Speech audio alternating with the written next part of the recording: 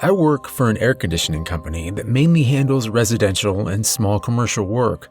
We do basic maintenance, but our more profitable work, and the work I spend most of my time doing, is installing new HVAC systems.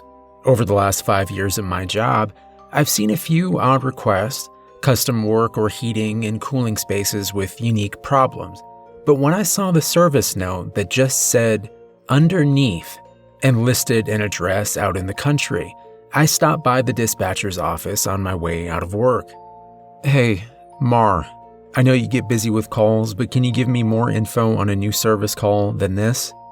I held up the service note and tapped the word underneath. I like to be a little prepared before I get there, and I don't know what this means. Do you remember the call? Mar rolled her eyes away from her monitor, favoring me with a bored look before glancing down at the slip of paper I held. Her eyes widened slightly as she broke into a grin. Oh, yeah, I remember that one. Older lady called it in yesterday. Or she sounded older, I don't know. Anyway, she said she's renovating a house. Has a large crawl space underneath that she wants sealed up and climate controlled. I frowned at her. Wait, what? Are you sure she doesn't just want ductwork replaced or something? Mar glared at me before going back to looking at her computer. No, Daniel, I asked her that. She was very specific. She wants underneath the house to be heated and cooled, too. I thought about questioning it farther, but I realized there was no point. Poor note-taking aside, Mar did a good job. If she said that's what was asked for, that was probably what was asked for, though I still guess the customer had made some kind of mistake, or at the very least, didn't appreciate how expensive it would be. Well, I thought, I can always find out more when I meet them. Except, I didn't meet them. I showed up at the address that afternoon to find a sprawling 3-story house that was locked up and empty. No signs of anyone living there or remodeling work being done. I did a circle of the house, and it was as I was completing my circuit that I noticed a large dark blue envelope taped to the front door. I didn't know how I'd missed it when I first arrived. Its deep indigo hue jumping out from the white door to which it was attached, but I pushed the thought away as unimportant. I saw it now, and it was clearly a note meant for me. Written in large, neat script across the envelope's front were the words, "For the HVAC person." It's not uncommon to get notes from customers, but the way this was done, from the thickness and color of the paper to the letter that it held inside, it all carried a strange formality that I didn't care for.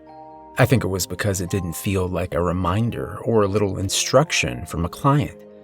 It felt like an invitation. Still, it had taken 45 minutes to get out there, and I needed to get the inspection and estimate done if I could. Maybe the contents of the envelope would explain better than the service note or Mar had been able to.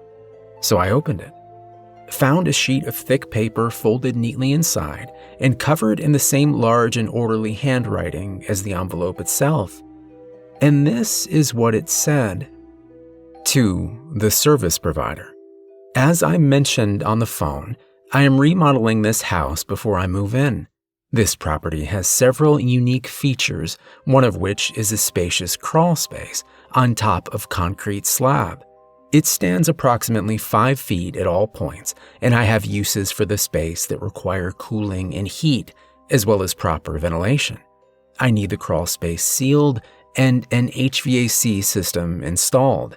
Please note that this system needs to be wholly separate from the systems for the interior of the house. Within some reason, the cost is of no concern.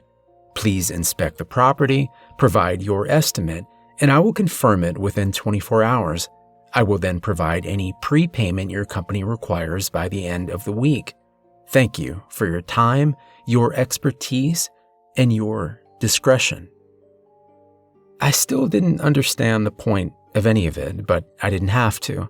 Yeah, the letter was slightly creepy, but that wasn't a good reason to turn down a big job, especially with the holidays coming up. I reread the letter to make sure I hadn't missed anything, and then I went back to the truck to get my coveralls. As it turned out, I didn't really need them. The crawl space was just like the letter had said, but it was also immaculately clean. I mean, spotless. No dirt, no dead bugs, no signs of mice or spiders or anything you'd normally find under a house. In fact, except for the low headspace, it was easy to forget that you weren't in an unfinished floor of a house or a basement. Part of that was the concrete floor. It ran the entire length and width of the house, making me wonder if the builders hadn't started with a slab foundation and then changed their minds when they decided they wanted a giant crawl space instead. There was no telling how much extra that had cost, but it did have the side benefit of making my job easier. It took less than 30 minutes for me to get all the measurements I needed and get back to my truck. A few minutes more, and I had emailed the office my estimate for them to send out to the customer. The crawl space was over 3,000 square feet, and I estimated it would take about 12,000 and 2 weeks to do the whole job if they sent one of the newer guys to help me. Despite what the letter said, I had a feeling cost would be a concern when they saw that figure, and I thought I probably would never hear from this potential client again. I was wrong. By the end of that week, everything was agreed upon and half paid up front, and by the following Tuesday, I was out there reviewing everything I would need to start the work the following day. Most of that was just walking around the house and making a supply and tool checklist, but as I worked, I kept myself sidetracked by the weirdness of it all.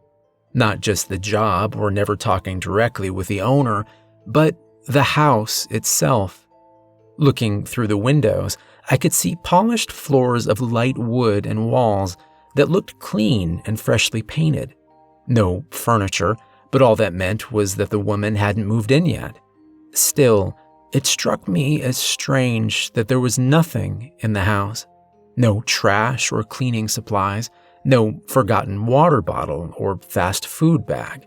No signs of anyone having been inside the house at all. It reminded me of Santa's elf village.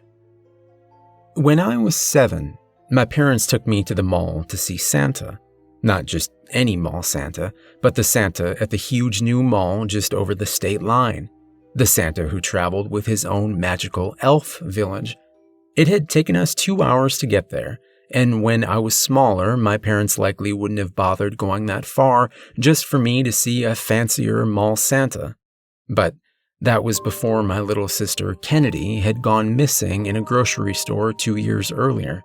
She had been with my mother at the time, perched in the shopping cart's toddler seat while Mom was turned away looking for bread or peas or something. And when Mom turned back, Kennedy was gone. She started yelling right away, but neither my sister or whoever snatched her were found, and the investigation that followed turned up nothing. There were no witnesses, no security footage, no suspects. Just an empty hole in our family where my little sister used to be. That first year after she was gone had been terrible. My parents cried and argued all the time, and even at 6, I had wondered if they were going to stay together. But around the time that Kennedy had been gone a year, I caught pneumonia and had to be in the hospital for a couple days. I don't know what it was, but something brought them back together. Maybe their shared terror of losing their other child made them realize they still had things worth living for. Either way, from that point on, they seemed to focus all their energy on spending time with me and making me happy.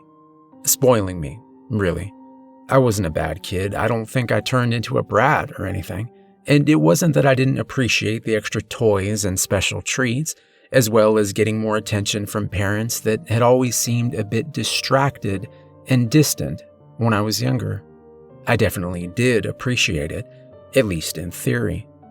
The problem was that when they spent their time with me or carried me somewhere fun, there was always this quiet desperation on their faces. Some weird, hungry look that said they needed me to have fun, to be happy, to stay safe. that they needed to atone for what happened to my sister, and the only thing they could come up with was to try and make my childhood as good as possible. That's how we wound up at a distant mall, my parents alternating between giving me brittle smiles and passing frantic looks between themselves. That's how I wound up seeing Santa's elf village.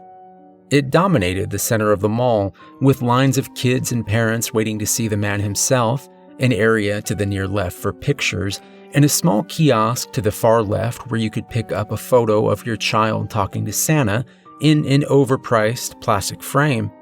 But to the right was the elf village.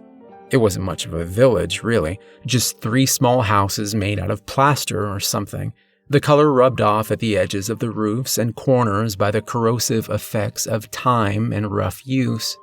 Still, there was a sign that said you could look through a peephole into one of the elf's homes. I don't remember everything from that day, but I remember being excited as I got up to the elf's door and put my eye against the peephole.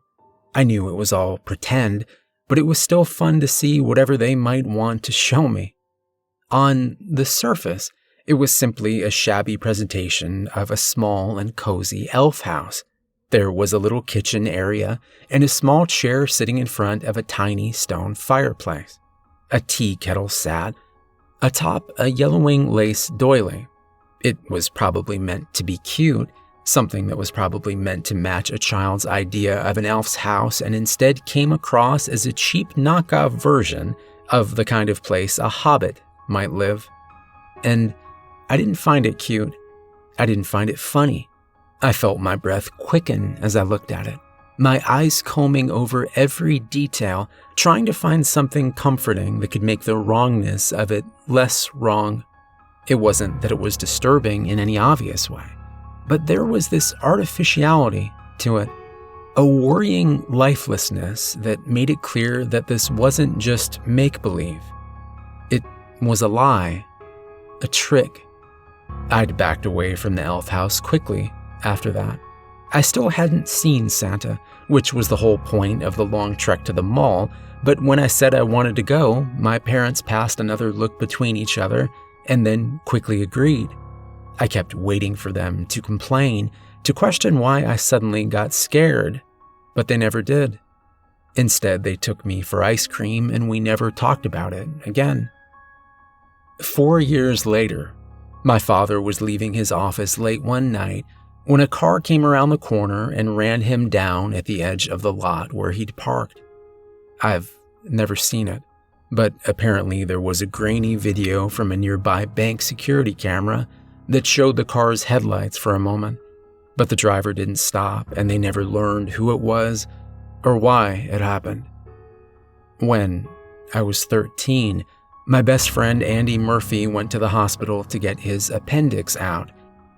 He died on the operating table when someone messed up his anesthesia. I remember his dad drunkenly telling me that the doctor had said it was a freak accident, that there was like a 1 in 100,000 chance of something like that happening. By that point, I wasn't so sure. I had just started college when my mother was murdered. Someone broke in on her. The police told me that they didn't seem to take anything or do anything other than tie my mother up, cut her a little, and then set her on fire. As with everything else that happened in my life, there was never any real explanation, never a face or name to which I could assign blame. No one was ever caught, and after a few months, everyone stopped looking or caring. But I still care. I care about all of it. And it may sound stupid, but I know that I'm cursed somehow. Nothing much ever happens to me personally, but to the people around me, the people I'm really close to. Something always gets them, and there's only one common denominator: me. So I don't make close friends anymore. I do my work, I act polite, and I go home and keep to myself.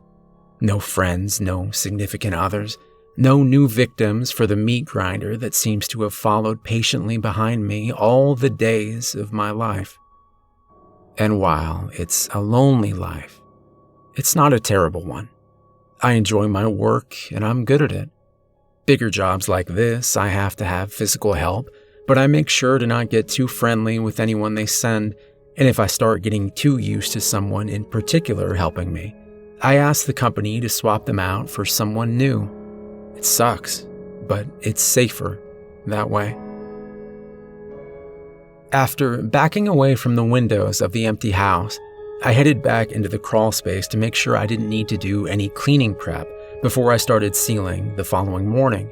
The thought of whether I should request someone new to help me with the ductwork and unit installation or stick to the guy I'd used the last few times was preoccupying me, but just behind it was a line of guilty thoughts and bad memories stretching back to that elf village and beyond. I was usually good in not dwelling on my childhood, and I'd come to accept the limitations of my life if I didn't want to risk someone else getting hurt by whatever had marked me. But it was still hard. It was all so damn hard, and I didn't know what I had done to deserve. Where'd that crack come from? The concrete slab that served as the floor of the crawl space wasn't one giant seamless piece. It was made up of several smaller squares that joined at the seams between the pieces of concrete. There was a small gap between each of them, which was normal to allow for expansion and contraction during hot or cold months. The acrylic spray sealer I was going to use the next day could bridge those small gaps without too much of a problem, and I'd made sure during my first visit that there weren't any obvious problems with the floor that would require some kind of fix for the sealant to hold. No big or irregular gaps between pieces of concrete, in other words. But now there was a large space, more than 6 inches wide, between two of the slabs. Crouch walking over to it, I felt the first stirrings of confused fear. It wasn't just a gap, it was an opening. There was empty air underneath, almost like there was an open space down there below the concrete. My heart was starting to beat faster as I reached out and touched the slab that seemed out of place. The beating turned to hammering as the slab slid farther at the slightest force, gliding out of the way through some unseen and silent mechanism. It wasn't a slab at all. It was a hidden door. I shined my flashlight down into the dark below, wincing as lights began to flare to life beneath me. Blood was beating in my ears as my eyes adjusted and I saw steps going down into a small subterranean hallway.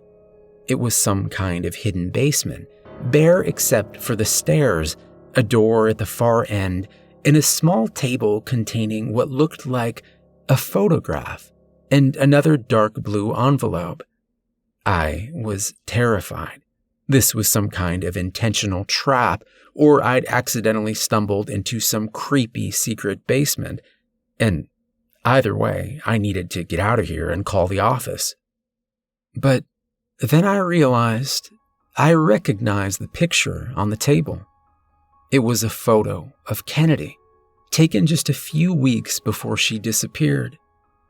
I sat frozen for a few seconds, tensed and terrified, as I looked back and forth between the room below and the shadowy corners of the crawl space. How was any of this possible? And if it was real, did that mean whoever took her was now messing with me? If so, that was all the more reason I should call for help, right? I dug into my pocket and got out my cell phone to call 911, even as I remembered that I had no service this far out. I tried to call anyway, but after the third time, I stuffed the phone back into my pocket and looked back down at the photo. It was a little far away, but I could see it well enough. It was her.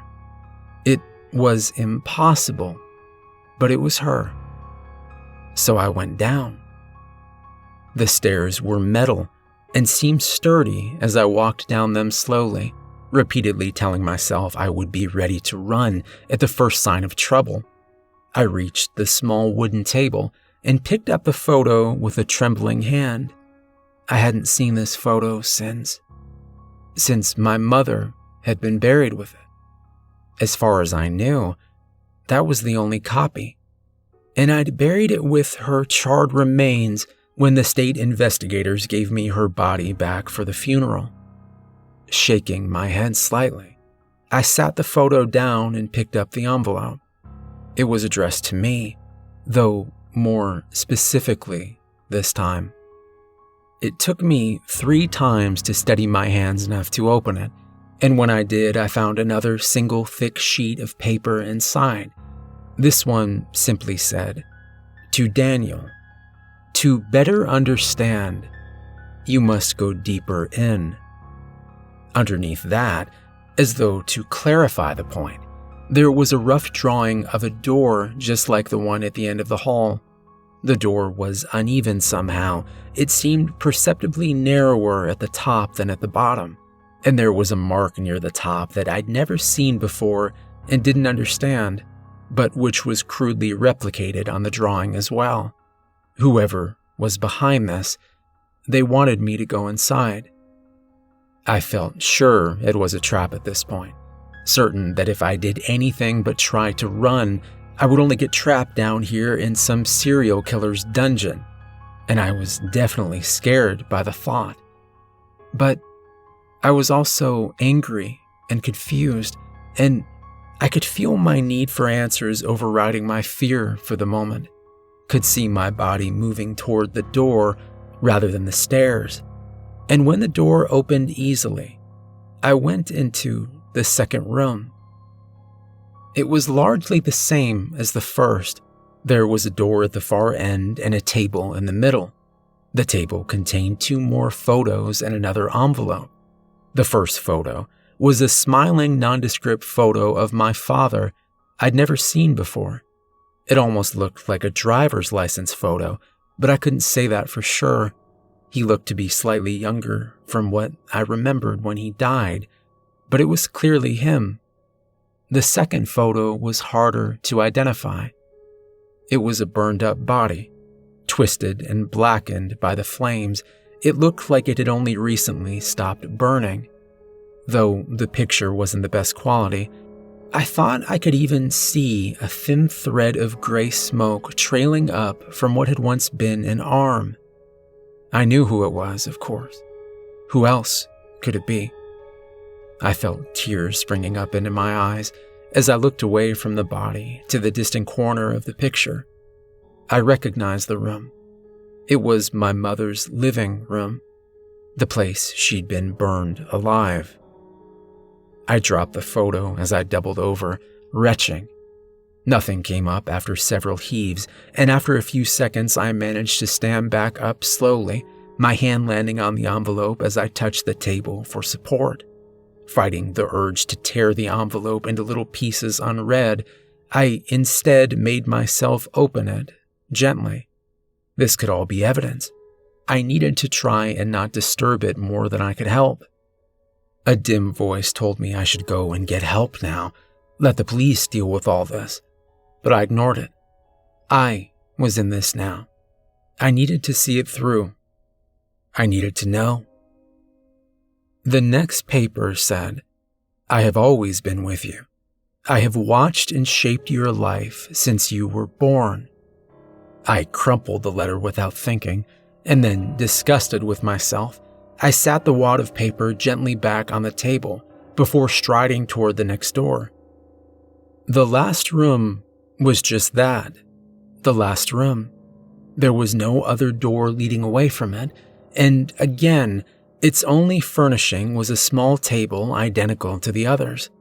On that table was another picture, this time of me as I am now, though I don't remember the photo and I have no idea how it could have been taken without me knowing, given the distance and the angle. But more disturbing than the mystery of the photo itself was how it was presented. It was in a frame from Santa's elf village. I felt the world swim around me for a moment. How could that be right? How would I even remember a cheap frame I saw at a distance when I was 7? Sure, it said Santa's Elf Village on it, but how could I be sure it was the same one? And yet I was. I reached for the final envelope from its place next to the photo, careful to avoid touching the frame as I did so. Ripping it open, I tried to read the lines written on the page it contained, but I was shaking too badly now. I finally sat the paper back on the table and read it from there, my breath coming in shallow, wheezing gasps as I tried to understand. It read, "You have been prepared, and I still have so much to show you. Are you ready to begin?" I was reading it a fourth time when I heard a high, delicate sound like a small bell chiming. It was coming from behind me, from the direction of the far wall where there had been no next door. Except now, when I looked back, I saw that there was, and it was starting to open. I ran through the second room, the first room, up the stairs into the crawl space, and outside into the too bright noonday sun. I didn't stop running until I got in my truck, and then I was flooring it down the driveway, fishtailing onto the gravel road and barely avoiding winding up in the ditch as I overcorrected. I somehow managed to get back to the highway, and once I had a few miles distance and found a safe place to park, I tried my phone again. I got 911 right away this time, and I told them a sobbing, incoherent story about having found something bad at a house I was working at, that they needed to come and investigate.